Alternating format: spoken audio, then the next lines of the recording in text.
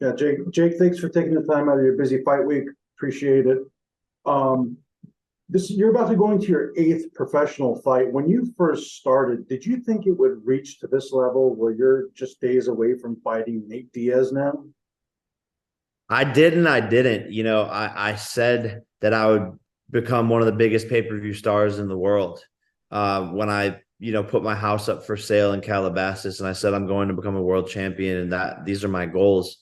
And I always make goals that scare me, but I believe in myself enough to do them. So if your goals don't scare you, I don't think they're big enough.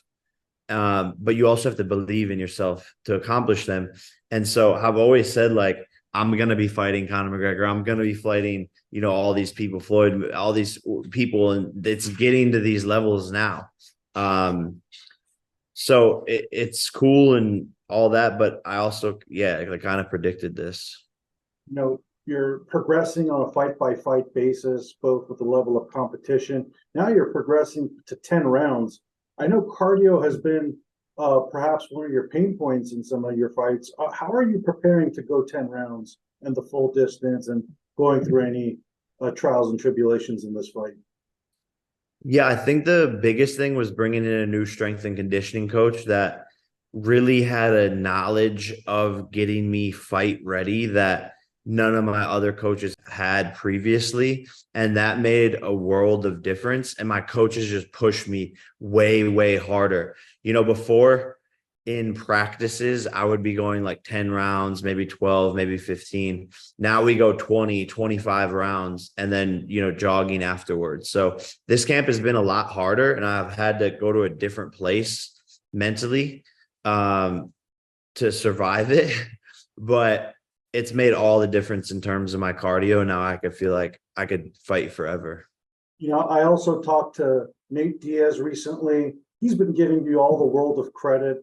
He's actually his character is a little bit different than uh, uh, the adversarial one he's had in the UFC. Are you kind of upset he hasn't really promoted this fight the way it could have to kind of make you guys front and center this week?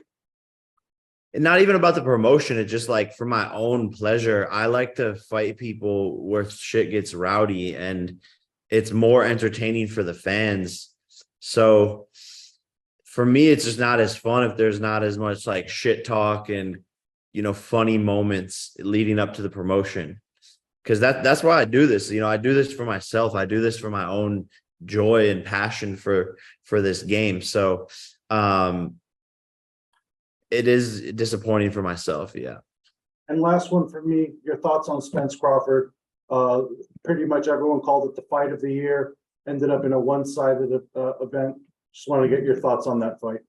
Yeah, an amazing fight, a masterclass by Crawford. He shocked me and I'm highly impressed. And his skill level was just very superior. But Errol had the heart of a lion. All respect to him. He showed what it means to be a warrior and went out on his shield. But I think it probably puts Crawford as the number one pound for pound. So just an amazing performance by him. Thank you, Jake.